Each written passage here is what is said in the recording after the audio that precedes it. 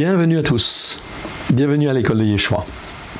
Pour cette 54e paracha, nous allons remettre cela au Seigneur. Père très saint, nous te rendons grâce dans le précieux nom de Yeshua. Merci Seigneur pour cette dernière paracha de l'année, oui, que nous allons étudier. C'est les chapitres 33 et 34 de Deutéronome qui clôturent le cycle de lecture. Nous te rendons grâce dans le précieux nom de Yeshua, que ton nom soit béni. Merci Seigneur pour ce que tu veux nous dire aujourd'hui. Nous te rendons grâce, nous le plaçons sous ta main toute souveraine, afin que tu nous révèles par ton Saint-Esprit au travers de Christ Yeshua ce que nous devons savoir, afin de grandir dans ta vérité et te servir, toi, le seul vrai Dieu, et celui que tu as envoyé. Amen. Bienvenue à tous. Bien, faisons un petit tour dans le calendrier messianique des jubilés. Nous sommes là donc le septième mois dans le calendrier juif messianique, calendrier en fait ici rabbinique, et calendrier en fait de Constantin, calendrier de Rome, grégorien. Fête des trompettes, nous avons vu, premier Shabbat, 52e paracha, fête des expiations, ici, la fête, ici le Shabbat, 53e paracha, qui suit la fête des expiations. Ensuite, ici, nous avons Sukkot, la fête des tabernacles, qui commencera le 15e jour du 7e mois, évidemment, qui dure 7 jours plus 1 jour. Le Seigneur aime les fêtes. C'est pour ça qu'il rajoute un jour supplémentaire, qui est aussi un jour férié. Donc le 7e jour et le 8e jour de la fête de Sukkot, fête des tabernacles, sont des jours fériés. La 54e paracha, dans la tradition juive, rabbinique, est toujours lue ce dernier jour en fait ici, le 8e jour de la fête des tabernacles en Israël. Et sinon, en fin de compte, le jour suivant dans la diaspora, c'est-à-dire la dispersion des Juifs dans le monde entier. Toujours le dernier jour, qui va s'appeler en fait ici, donc là, on a effectivement, un jour qui va être Simrat Torah, d'accord, qui va s'appeler Simrat Torah, la joie de le don de la Torah. C'est effectivement ce jour-là qu'est lu la 53e paracha dans la tradition juive, rabbinique. Nous n'allons pas effectivement lire cette paracha, en fait ici, dans ce 8e jour. Mais nous allons le lire ici, le Shabbat qui suit la fête des tabernacles. Nous y sommes obligés, car effectivement, ensuite, le déroulement des parachiotes fait que chaque semaine, vous avez une paracha, donc on va recommencer la semaine suivante à la paracha numéro 1, puis 2, puis 3, puis 4, etc. Et cela va continuer jusqu'à la fête de Hanouka, fête des Lumières. Et comme dans l'évangile de Marc, il y a une partie, un passage qui est spécialement dédié à la fête des Lumières, fête des Hanouka, par les Juifs messianiques du 1er siècle, et tous les gens des nations qui étaient avec eux, cela veut dire qu'on a besoin d'une paracha toutes les semaines. Et donc, il faut absolument que la 54e paracha soit lue le Shabbat qui suit la fête des tabernacles. Nous y sommes. 54e. 53e paracha, Vezot à Berara.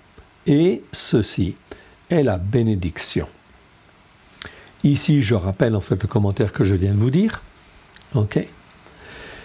Et effectivement, cela concerne Deutéronome chapitre 33, versets 1 à 34 et Deutéronome chapitre 34. Que je n'ai pas mentionné là, du reste. Mais on le rajoute, bien sûr. Nous allons donc lire les passages, en fait, ici, qui nous concernent. On va donc lire de 1 à 7, déjà. Donc de 1 à 7. Lisons si vous le voulez bien. Voici la bénédiction par laquelle Moshe, homme de Elohim, bénit les fils d'Israël avant sa mort. Il dit, l'Éternel est venu du Sinaï. Il a brillé sur eux de Séhir. Il a resplendi de la montagne de Paran. Il est sorti au milieu de myriades de sainteté. De sa droite, il est sorti un feu d'une loi pour eux. On va garder cela. Oui, il aime les peuples. Tous ses saints sont dans ta main. Ils se sont tenus à tes pieds, ils ont reçu tes paroles. Moshe nous a ordonné la Torah, héritage de l'assemblée de Yaakov. Il était roi en Israël quand s'assemblaient les chefs du peuple et les tribus d'Israël. Les premières bénédictions sont sur les premiers fils, que Ruben vive et qu'il ne meure point, et que ses hommes soient nombreux. Voici sur Yehuda ce qu'il dit. Écoute, ô Éternel, la voix de Yehuda, et ramène-le vers son peuple. Que ses mains soient puissantes, et que tu lui sois en aide contre ses ennemis. Très intéressant. Revenons déjà au premier verset. Voici la bénédiction. Bénédiction en fait en hébreu, en fait ici, on va voir le mot, c'est Berara. Berara, voilà. C'est un mot qui existe effectivement 69 fois dans 64 versets. C'est un nom féminin. Ça veut dire bénédiction. Par opposition à malédiction. Oh oui, bien sûr. Berara, ok. La première fois où ça arrive, c'est dans Genèse 12, verset 2. Voici la bénédiction que l'Éternel donna à Abraham. À Abraham, c'est de cette bénédiction-là, que tout découle. La bénédiction est donnée à Abraham, qu'il serait béni, okay, que sa descendance serait bénie, mais aussi que toutes les familles de la terre seront bénies en Abraham. Très intéressant. Donc aujourd'hui, toute la bénédiction repose sur Abraham. Genèse 12, ici. Ok. Revenons à notre texte. Voici la bénédiction par laquelle Moshe, homme de Elohim. Homme, c'est Ish. Donc Ish, c'est un homme spirituel, bien évidemment. Donc c'est l'homme élevé, formé pour avoir des relations avec Dieu par l'intermédiaire de son esprit. Ok. Homme de Elohim. Donc il n'est pas dit homme de Dieu tout court. Ici, c'est le mot Elohim que vous connaissez. Vous avez déjà entendu parler. Moshe, homme de Elohim. Elohim, ça veut dire le seul Dieu unique et vrai, comme on l'indique ici. Cela veut dire que Moshe était exclusif de Elohim. Encore une fois, le mot Elohim, cela veut dire effectivement Dieu. C'est le Dieu constitué du Père, Dieu le Père, Dieu le Fils, Dieu le Saint-Esprit, on peut dire.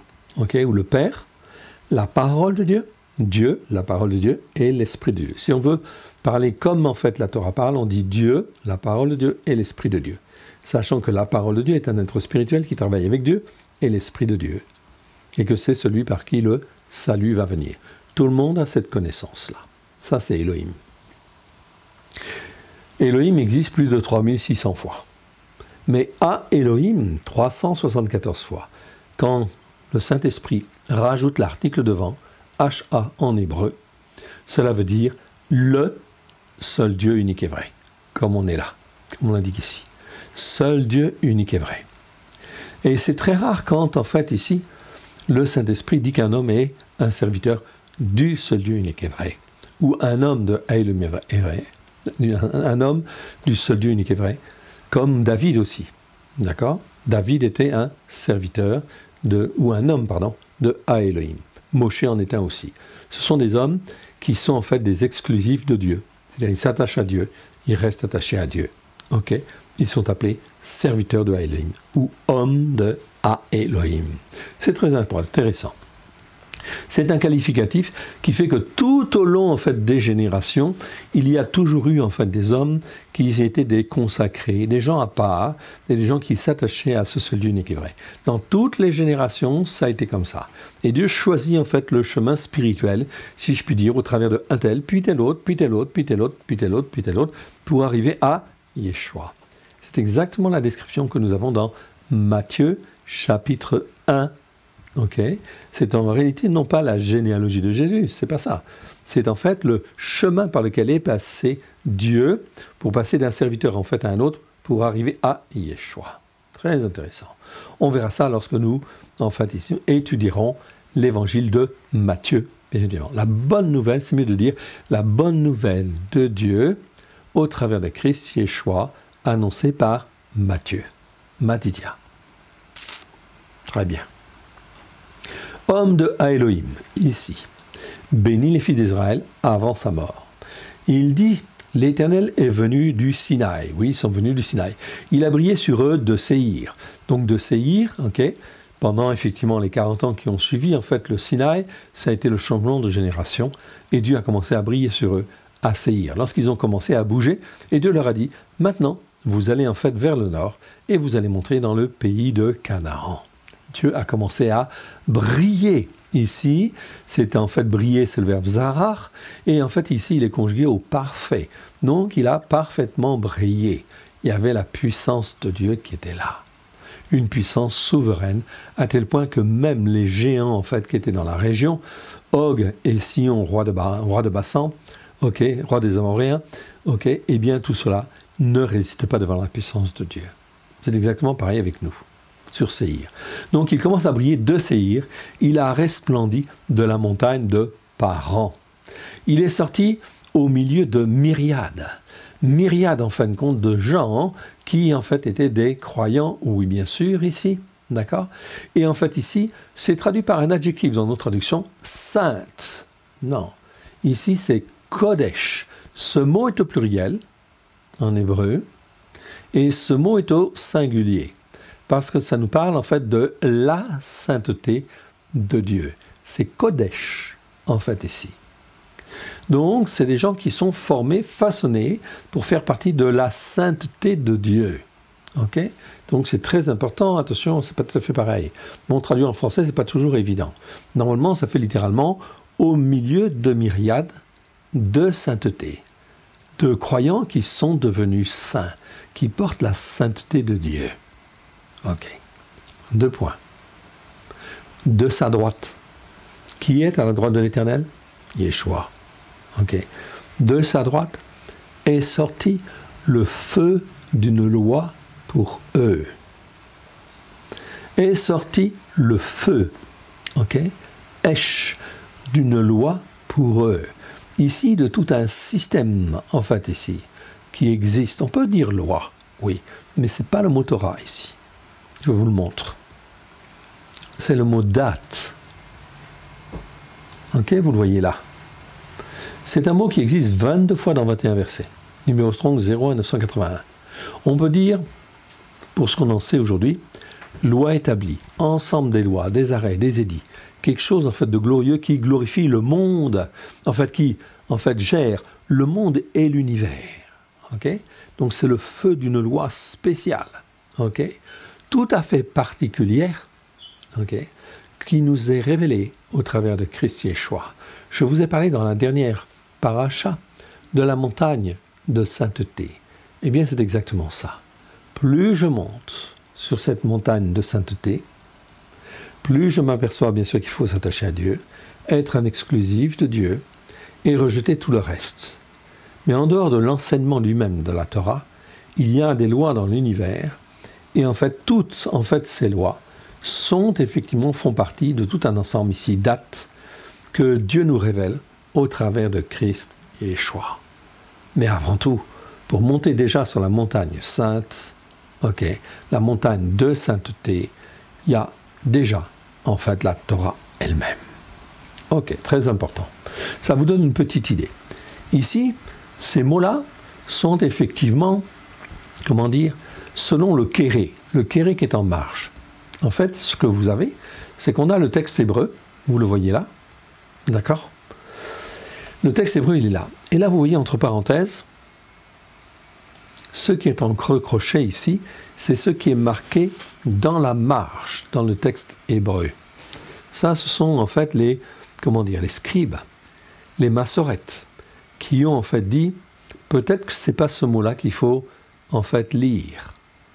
Ok, mais ce serait peut-être ce mot-là qu'il faut lire, où il faut comprendre la parole de Dieu comme ça.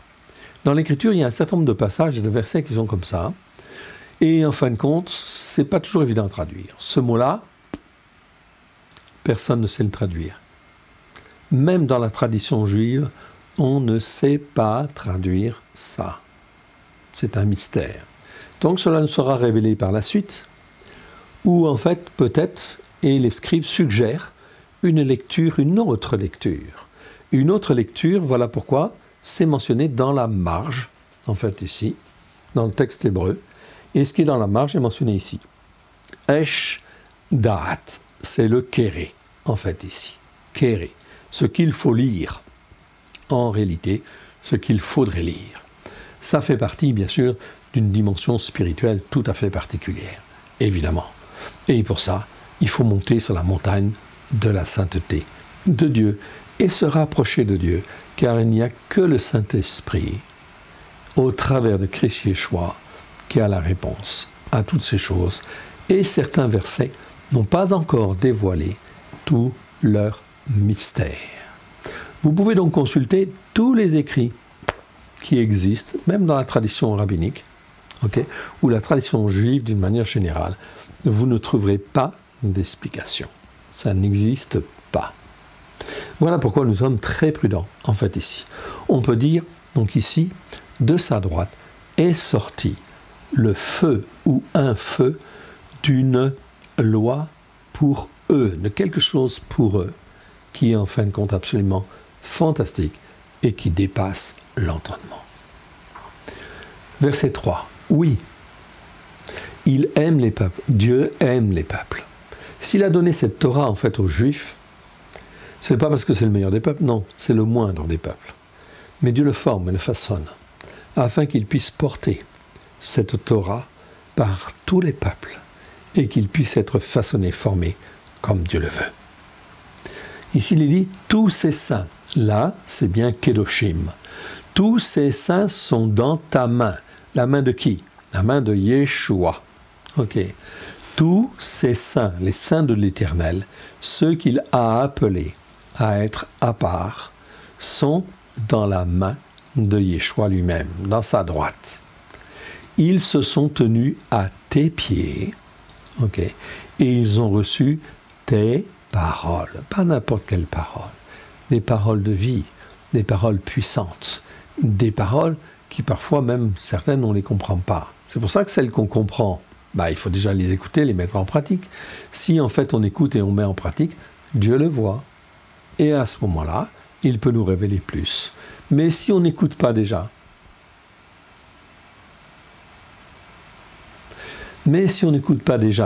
ce qui est déjà en fait écrit, eh bien, pas la peine de nous révéler plus de choses. Moshe a ordonné la Torah. Très bien, nous retrouvons le mot Torah. Je ne reviens pas dessus, nous l'avons déjà étudié.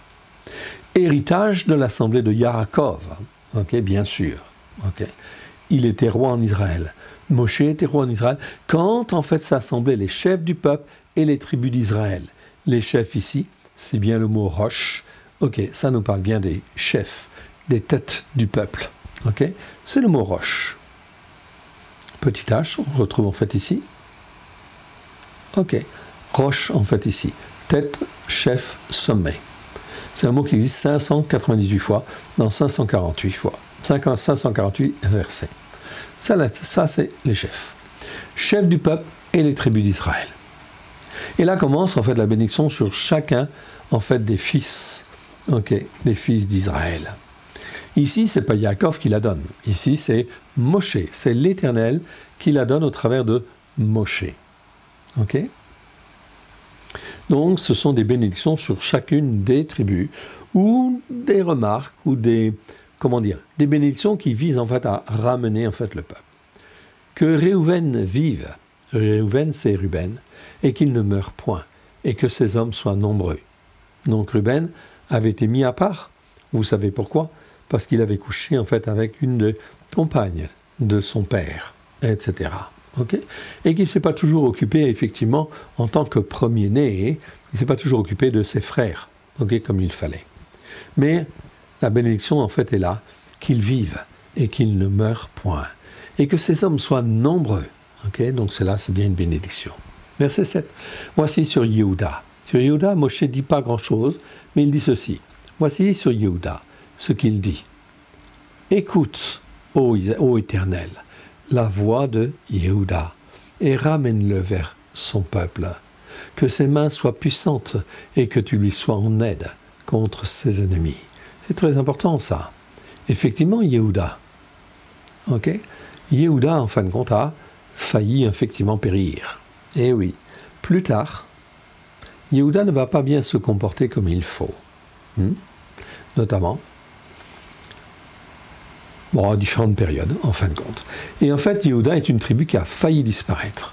Mais Dieu a promis quoi? Que le Messie viendrait au travers de cette tribu. Alors ce n'était pas possible. Alors Dieu va tout faire, justement, pour ramener en fait Yehuda et ramener Juda à sa place. Car de Juda doit sortir le Messie, le Mashiach. Donc il va ici intercéder et prier, ramène-le vers son peuple, que ses mains soient puissantes et que tu lui sois en aide contre ses ennemis. Sur Lévi, on va continuer. Donc Lévi, on va continuer. Lévi a 12 en fait ici. Sur Lévi, il dit, les Toumim et les Ourim ont été confiés à l'homme qui est devenu infidèle. Donc Lévi est devenu quelqu'un de très attaché en fait à Dieu. Oui, bien sûr. Devenu très attaché à Dieu, au temps notamment effectivement donc là en fait de Moshe. Souvenez-vous effectivement avec l'histoire avec le veau d'or. C'est là où la tribu de Lévi est choisie pour faire le service. Ils sont à part. Il dit les Toumim et les Ourim ont été confiés à l'homme qui est devenu fidèle. C'est-à-dire que c'était eux qui en fait savaient dire ce qui était bien et ce qui était mal devant Dieu.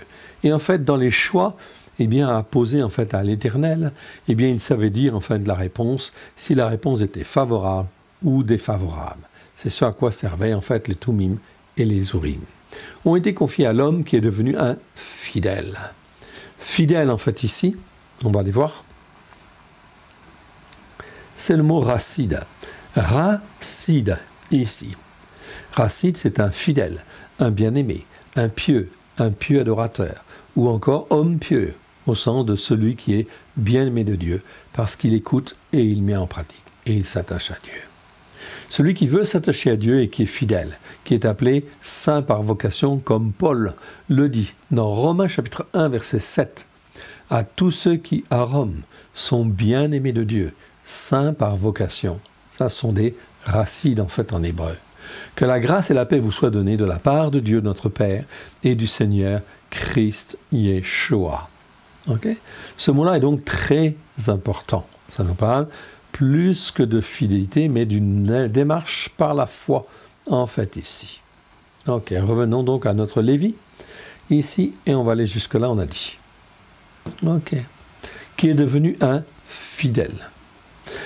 Que tu as éprouvé à Massa, donc à Massa dans le désert, okay, avant en fait la montagne du Sinaï, et avec qui tu as contesté aux eaux de Meriba. Meriba. Okay. Lévi dit à son père et à sa mère, je ne les ai point connus. Oui, pourquoi? Parce que les enfants de Lévites n'étaient pas élevés par en fait leur famille. Ils étaient consacrés dès leur plus jeune âge au service du temple. Donc ils étaient élevés, en fait ici, spécialement élevés, à part pour servir Dieu et être attachés à Dieu. C'était une tribu un peu particulière. Je ne les ai point vus, il ne distingue point ses frères, parce qu'il ne sait pas distinguer ses frères en fait naturels. Il ne connaît point ses enfants, car ils observent la parole que tu révèles, et ils gardent ton alliance. Ce qui est très important en fait ici, c'est qu'en fait ils sont chargés de garder l'alliance de Dieu. Et en fait ici, ils observent la parole que tu révèles. On va les voir, petit o. Alors ici, c'est Imra. Imra, parole qui est révélée. Parole que tu me révèles ou qui m'est révélée, etc. C'est une parole qui n'est pas la parole prononcée, écrite, mais une parole révélée. Ok, révélée. C'est donc important. C'est l'équivalent du réma, en fait, en grec, si vous voulez. Car ils observent la parole que tu me révèles et ils gardent, ou que tu révèles, ils gardent ton alliance. Ils enseignent tes jugements, très importants. On enseigne les lois, les commandements, oui, mais aussi la manière de juger. Ici, on est dans le mishpat. Et voilà. Ok. Mishpat, mishpatera, ça veut dire tes jugements, ta manière de juger ou tes manières de juger. Nous parle des jugements de Dieu faits afin que nous apprenions à juger comme lui. Autrement dit, il nous apprend à faire des jugements justes selon la parole, selon la Torah. Très intéressant.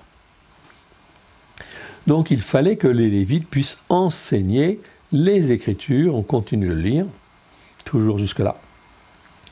Donc, les Lévites, en fait, voilà, ils enseignent tes jugements à Yaakov et ta Torah en Israël. Ils sont chargés d'enseigner ces choses-là pour apprendre aux hommes et aux femmes à être matures. Sans ces enseignements-là, si je n'apprends pas à juger comme Dieu juge, ça pose un problème. Yeshua, en fait, aussi. C'est pour ça que ces jugements étaient justes, parce qu'il jugeait d'après la parole. Comme Dieu lui avait montré, il avait été enseigné. Et voilà pourquoi nous, si nous voulons juger d'une manière juste et comme il convient, il faut juger comme Dieu juge. C'est un apprentissage. Bien sûr, on ne jugera jamais pleinement comme Dieu juge, mais en fait, nous devons apprendre. Apprendre. Ok, nous avons toute la vie pour ça. Il enseigne tes jugements à Yaakov et ta Torah à Israël. Ils mettent l'encens sous tes narines pour faire monter les prières et le sacrifice d'élévation sur ton autel pour s'approcher de Dieu. Sacrifice d'élévation, c'est traduit par holocauste dans nos Bibles. Il ne faut pas le traduire par holocauste. Un holocauste, c'est un sacrifice entier dans le but, en fait, de s'approcher de Dieu. En fait, la bonne traduction, c'est le sacrifice d'élévation. Sacrifice pour s'élever vers Dieu. On faisait hier un holocauste pour dire, Seigneur, moi je veux en fait m'approcher de toi pleinement, pas à moitié, pleinement, comme cet animal que je sacrifie pleinement. Il est entièrement consumé par le feu. Moi aussi, Seigneur, je ne vaux rien et je veux m'attacher à toi et rester attaché à toi. C'est ça un vrai holocauste. Un vrai holocauste, c'est quand toi-même, tu t'offres pleinement à Dieu. Ça, c'est un sacrifice totalement agréable à Dieu. Bénis sa force, verset 11. Bénis sa force ici. Alors, voyons le mot force. C'est en fait le petit, ici, petite lettre Q. Eh bien, ici, c'est Raïl. Oui, ok. Raïl, c'est la force. Force, mais acquise par l'entraînement, toujours. Sinon, il y a d'autres mots pour dire force. Ça, c'est la force acquise par l'entraînement. L'éducation, la discipline, ok, pouvant venir de soi, mais aussi de Dieu. Ça, c'est Raïl. C'est toute la force que l'on peut acquérir, donc par l'entraînement, la pratique, l'éducation, la discipline. Ça va donner aussi, ce mot va donner l'armée, en fait aussi, bien sûr. Okay? Quand on traduit une armée, c'est en fait un Raïl, c'est-à-dire c'est un corps qui a été formé, façonné, instruit. Il devient puissant. Mais en fin de compte, il y a d'autres mots pour dire force. Il y a en plus de Raïl, cette force-là, la force qui vient de Dieu, Oz, ou Gevura, etc. Tous ces mots-là montrent en hébreu qu'il y a bien en fin de compte une force spirituelle supplémentaire qui vient, et qui vient de plus en plus fortement, dès lors que les hommes sont façonnés, rentrent dans une certaine disposition en fait ici. D'obéissance et de soumission. Revenons. Voilà pourquoi en fait il est dit ici, bénis sa force, Raïl, ô Éternel, agrée l'œuvre de ses mains, brise les reins de ses adversaires et de ses ennemis, et que ses ennemis ne se relèvent plus. Sur Binyamin, c'est un nom prédestiné, très bien, ça veut dire bien-aimé, fils de ma droite. Et le fils à droite, c'est qui? Yeshua, forcément. Donc Binyamin est né, il est né où? Bethléem. Eh bien, en fin de compte, il est né à Bethléem. C'est une préfiguration du bien-aimé qui va venir plus tard, du fils de la droite qui va venir plus tard. C'est pour ça que Rachel est morte à Bethléem. C'était un signe prophétique en réalité. Sur Binyamin, il dit, c'est le bien-aimé de l'Éternel. Il habitera en sécurité auprès de lui. L'Éternel le couvrira toujours et il résidera entre ses épaules. Ici, ce verset a en fait aussi un double sens, bien évidemment. On parle du fils de la droite, en fait aussi. Il habitera en sécurité auprès de lui, et l'Éternel le couvrira toujours, et il résidera entre ses épaules. Nous arrivons à Yosef. Yosef, très intéressant. Très intéressant, bien sûr. Ok, on va prendre que Yosef déjà. Donc c'est 12 à 17. Lisons et on fera le commentaire après. Sur Yosef, il dit « Son pays recevra de l'Éternel en signe de bénédiction le meilleur don du ciel, la rosée, les meilleures eaux qui sont en bas, les meilleurs fruits du soleil, les meilleurs fruits de chaque mois, les meilleurs produits des antiques montagnes, les meilleurs produits des collines éternelles, les meilleurs produits de la terre et de ce qu'elle renferme. Que la grâce de celui qui a paru dans le buisson vienne sur la tête de Yosef, sur le sommet de la tête du consacré de ses frères. De son taureau premier-né, il a la majesté. Ses cornes sont les cornes du buffle. Avec elles, il frappera tous les peuples jusqu'aux extrémités de la terre. Elles sont les myriades d'Éphraïm. Elles sont les milliers de Ménaché. Très intéressant ce passage. Yosef, c'est donc en fait ici le fils qui reçoit une bénédiction parmi les plus grandes, les plus importantes. C'était exactement la même chose au temps de Yaakov. Okay? Il recevait quelque chose de particulier. Mais encore là, il est appelé à une consécration particulière.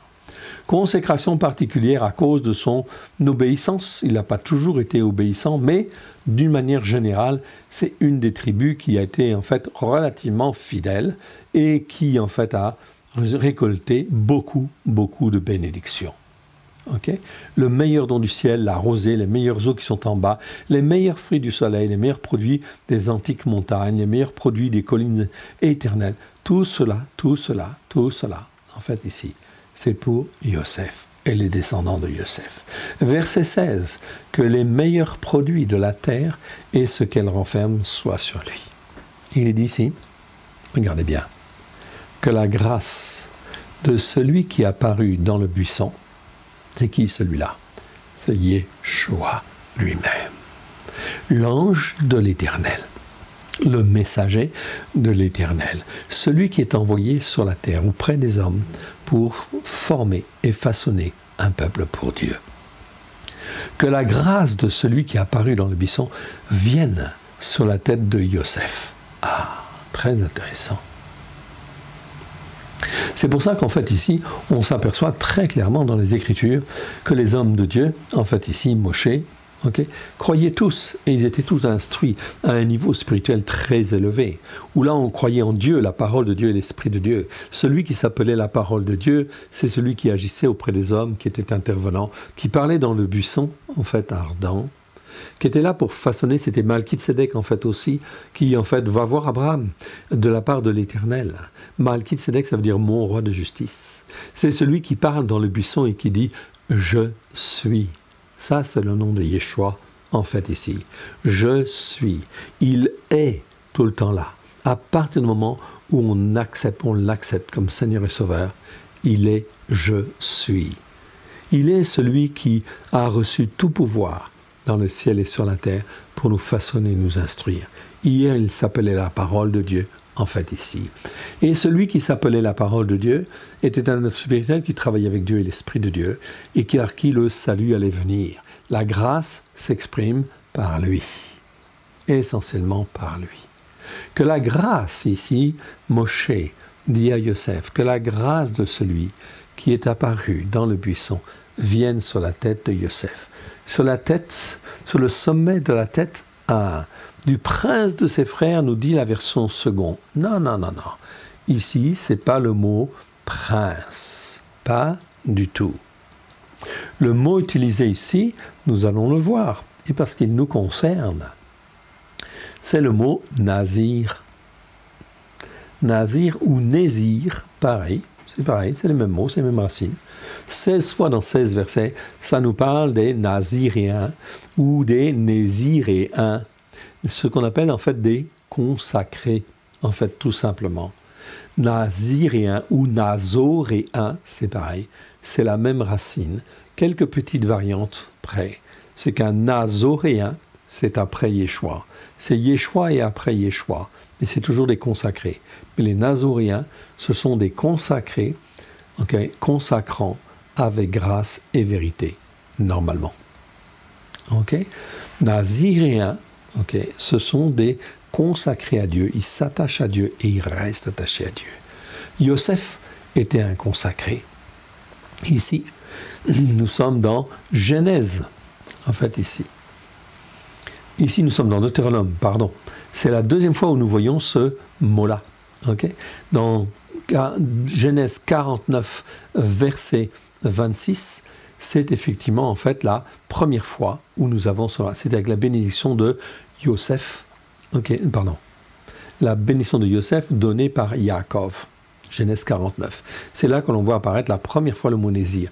La deuxième fois, c'est effectivement dans Lévitique 25, 11, et on le trouve un peu plus tard, en fait, ici. Et on le retrouve, en fait, ici, dans Deutéronome. C'est un consacré, oui, bien sûr. C'est-à-dire qu'il était à part de ses frères. Parmi tous ses frères, Yosef est celui qui marche le mieux, qui est le plus attaché, en fait, à l'Éternel, et c'est un consacré. Voilà pourquoi on dit Nézir. Et des Nézirs, il y en a toujours eu au travers des siècles. Toujours. C'est le cas de Samuel le prophète. C'est le cas de tout un certain nombre d'hommes tout au long, en fait, de l'histoire, qui étaient attachés, en fait, à l'Éternel, pour arriver à Yeshua, qui lui, en fin de compte, forme et façonne, qui est un Nazorien et qui forme des Nazoréens, par la puissance de Dieu. C'est un consacré parmi ses frères. Il est à part de ses frères. Très intéressant.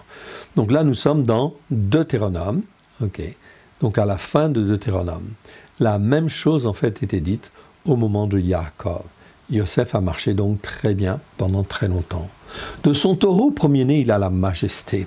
Oui, ses cornes sont comme les cornes du buffle. Puissance et force sont en lui. Avec elle, il frappera tous les peuples jusqu'aux extrémités de la terre. Ceci est une bénédiction. Ça veut dire au niveau de la traduction. Il frappera tous les peuples. Ça veut dire, en réalité, souvenez-vous, la bénédiction de Yaakov sur les fils de Yosef, Éphraïm et Manassé. Les fils de Yosef sont bénis. Manassé est béni pour être une grande nation. Mais Éphraïm est béni de la main droite de Yaakov, de la main droite afin d'être une multitude de peuples. Voilà pourquoi, en fait, ici, toutes les nations qui, en fait, sont en Christ, elles sont greffées sur la racine d'Israël, et greffées sur la racine d'Israël au travers de quoi? De la bénédiction qui a été donnée à Éphraïm, tout simplement. C'est pour ça que c'est la même bénédiction. Tous les peuples qui viennent à Dieu sont destinés à être rachetés et d'être greffés sur la racine d'Israël au travers, en fait, d'Éphraïm. Oui, bien sûr. Parce que, en fait, la bénédiction donnée à Jacob concerne toutes les nations. Donc, il y a une bénédiction particulière. Et c'est la même bénédiction que pour tous les autres enfants d'Israël, quelque part, tout au moins en ce qui concerne le salut, la victoire, etc. Et ils sont greffés. Toutes les nations, toutes les familles de la terre sont en fin de compte greffées sur la racine d'Israël, si du moins elles écoutent. Et ça passe par, bien évidemment, Éphraïm. Elles sont les myriades d'Éphraïm, des milliers de milliers, des millions de millions, qui en fait sont d'Éphraïm. Alors que Manassé, ici, c'est des milliers. Elles sont les milliers de Ménassé. Manassé. On continue, versets 18 à 23.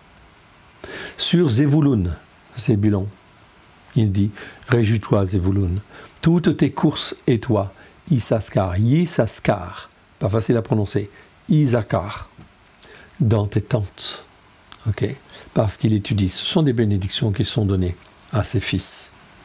Ils appelleront les peuples sur les montagnes. Là, ils offriront des sacrifices de justice, car ils suceront l'abondance de la mer et les trésors cachés dans les sables. La bénédiction, en fin de compte, ici, eh bien, en fin de compte, elle reviendra aussi à Israël quelque part, ou à tous ceux qui appartiennent à l'Éternel, au travers de Christ Yeshua. Sur Gad, il dit, béni soit celui qui met Gad au large. Gad repose comme une lionne. Okay, Gad, c'était plutôt un guerrier. Okay. Il déchire le bras et la tête. Il a choisi les prémices du pays, car là est caché l'héritage du législateur. Il a marché en tête du peuple, il a exécuté la justice par la foi de l'Éternel. Okay. Donc ça veut dire qu'il marche dans la foi, et en fait ici, il explique ce que c'est que la justice par la foi. Tzedaka, en fait ici. Okay. Ça, c'est la tzedaka. Tzedaka, c'est toujours la marche par la foi. Nous l'avons en fait ici. Tzedaka. Ok, c'est la marche par la foi, la marche comme Abraham a marché, afin que le juste soit justifié, justement par la foi. Quand je marche dans la tzedaka de Dieu, la marche par la foi, la justice par la foi, la justice, elle est rendue par Christ. Et elle s'obtient par la foi, c'est la justice par la foi, pour nous amener à la justice, tzedek, de l'Éternel Dieu. L'Éternel Dieu est juste, tzedek, et Dieu veut nous amener à sa justice pleine et entière. Cela passe par Yeshua, par la tzedaka, en fait, ici. Ok, Paulos va bien expliquer tout ça. Ok. Donc la justice par la foi de l'Éternel et ses jugements envers Israël. Sur Dan, il dit Dan est un jeune lion qui s'élance de Bashan, okay, du nord, un peu intempestif. Dan, en fait, aussi va risquer effectivement de disparaître plusieurs fois. Mais aussi, c'est une tribu qui disparaît dans l'Apocalypse. Elle n'apparaît pas. Pourquoi ? Le Seigneur a ses jugements. C'est la seule tribu qu'on ne retrouve pas dans l'Apocalypse. Sur Nephtali, il dit « Nephtali, rassasié de faveur et comblé des bénédictions de l'Éternel, prend possession de l'Occident et du Midi. » Donc au travers en fait des fils de Nephtali, et il y en a beaucoup, même parmi les nations au jour d'aujourd'hui. Okay, donc les descendants de ces tribus, eh bien ils sont aussi mélangés aux nations. Ils sont en fin de compte un peu partout. On en trouvera dans l'Église catholique, l'Église protestante, les églises évangéliques, un peu partout dans les milieux évangéliques et autres, etc. Ils sont dispersés. Dieu les rappelle. Dieu les rappelle afin qu'ils soient une bénédiction pleine et entière pour toutes les nations du monde. Ok. On continue. Ok. 24 à 29. Continuons pour terminer ce chapitre. En fait, ici. Sur Asher, il dit « Béni soit Asher entre les fils d'Israël, qu'il soit agréable à ses frères et qu'il plonge son pied dans l'huile. » Oui, c'est-à-dire qu'il soit inspiré par le Saint-Esprit encore plus, pour être en fait une bénédiction pour ses frères. Asher, c'était ça. Que tes verrous soient de fer et d'airain, et que ta vigueur dure autant que tes jours. Nul n'est semblable au Dieu d'Israël. Il est porté sur les cieux pour venir à ton aide. Il est avec majesté porté sur les nuées. Le Dieu d'éternité est un refuge, et tous ses bras éternels, et sous ses bras éternels, est une retraite. Oh oui, bien sûr. Devant toi, il a chassé l'ennemi, et il a dit « Extermine ». Israël est en sécurité dans sa demeure. La source de Jacob est à part, dans un pays de blé et de mou, et son ciel distille la rosée. Verset 29. Que tu es heureux, ô Israël, qui est comme toi, un peuple qui est sauvé par l'Éternel, ou un peuple sauvé par l'Éternel. Qui est comme toi, un peuple qui est sauvé par l'Éternel. Sauvé par l'Éternel, ici, c'est le verbe, en fait, ici, yasha, qui est utilisé, en fait, conjugué au nifal participe. Ça veut dire qui est sauvé ou qui a été fait pour être sauvé. D'accord, littéralement. Par l'Éternel, le bouclier de ton secours et l'épée de ta gloire. Tes ennemis feront défaut devant toi et tu fouleras leur lieu élevé. Donc ici, on voit très clairement que le peuple de Dieu est appelé Israël. L'Israël de Dieu, l'Israël spirituel, est appelé, en fin de compte, à être complètement, parfaitement racheté, bien sûr. C'est au travers de Christ que cela s'exprime, bien sûr. Ok. Afin, en fin de compte, de dominer sur toute la puissance de l'ennemi. En ce qui nous concerne, nous comprenons bien, c'est pas seulement les ennemis physiques, c'est aussi les ennemis, l'ennemi spirituel, Satan, l'ennemi de nos âmes. Tu fouleras leur lieu élevé en ce qui concerne tous les ennemis de Dieu sur la terre. Eh bien, en fin de compte, le Seigneur dit que nous foulerons tous leurs lieux élevé. Ça, c'est important. Il y a donc une puissance d'intercession, une puissance prophétique qui est là pour détruire tous les lieux élevés des ennemis du peuple de Dieu. Ça, c'est très important. Car si on veut prier, intercéder et agir en fait dans une action prophétique, il est nécessaire d'intercéder. Il est nécessaire de toucher les lieux élevés en fait, de ceux que nous voulons, en fait, toucher ou que nous voudrions que l'Éternel, en fait, ici, touche par son Saint-Esprit, si du moins c'est la volonté de Dieu.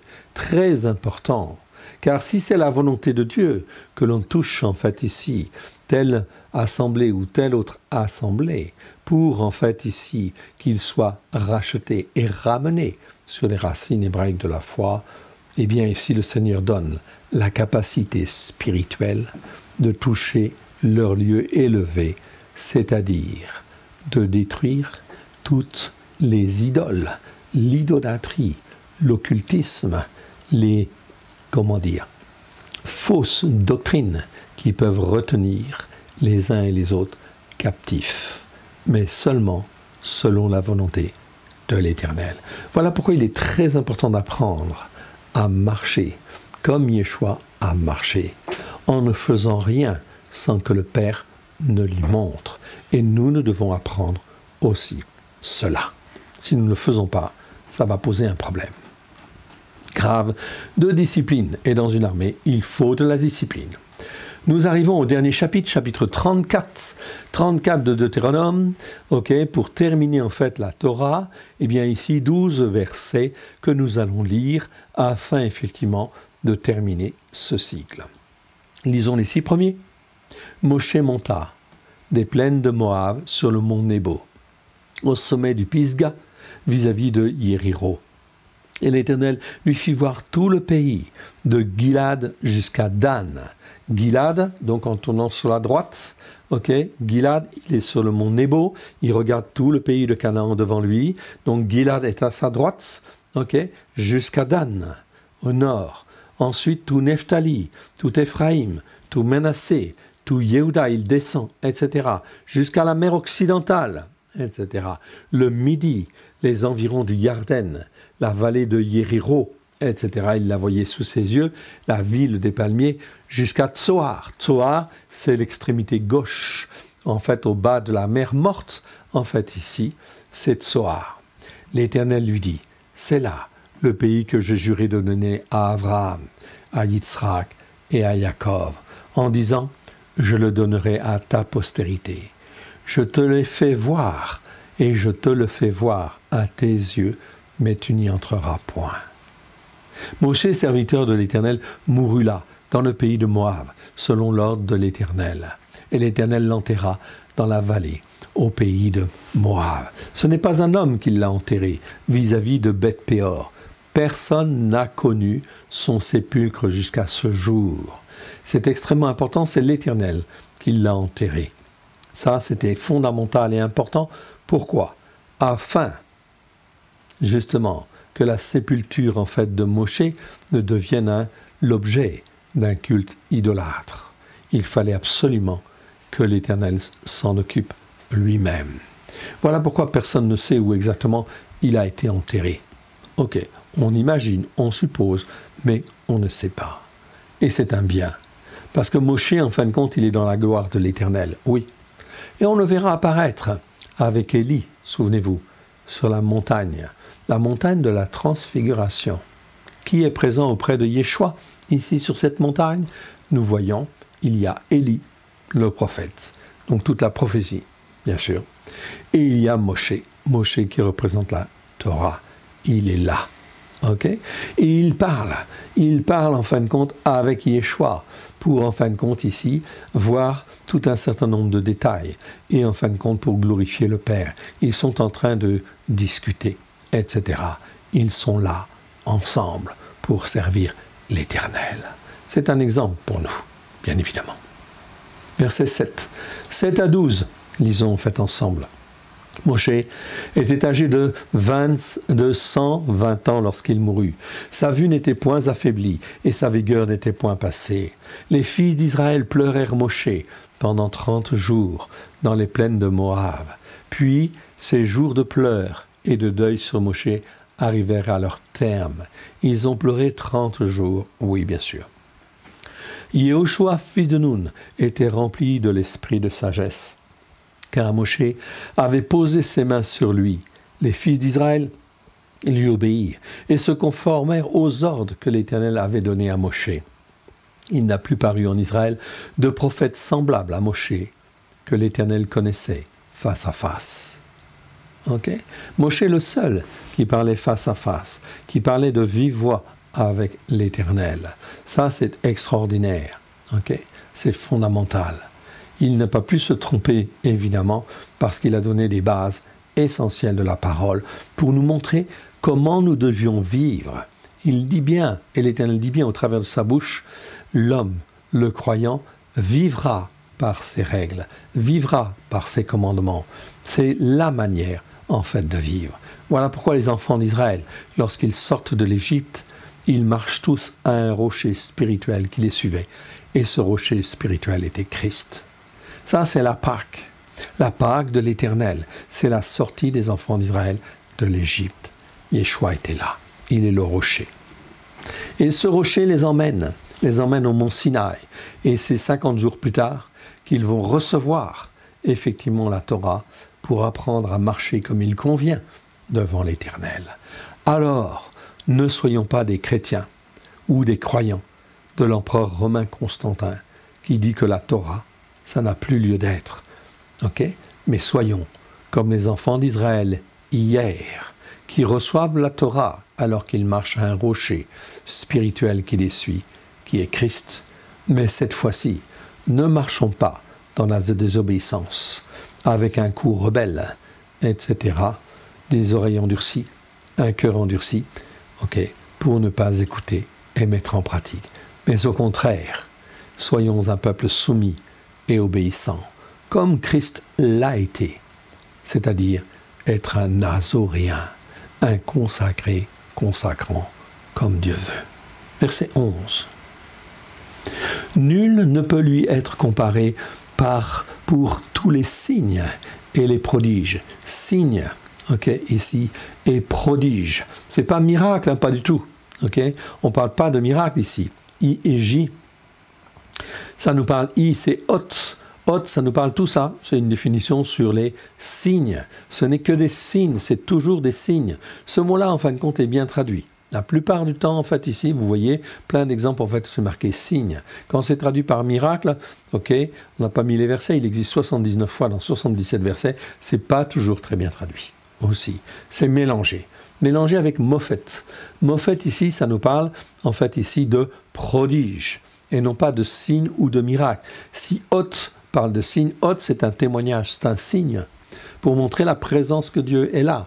Montrer que Dieu est là avec sa puissance pour nous aider, nous garder et nous protéger. Ça sont des signes. Les prodiges, c'est quelque chose d'encore plus grandiose, plus fort, etc.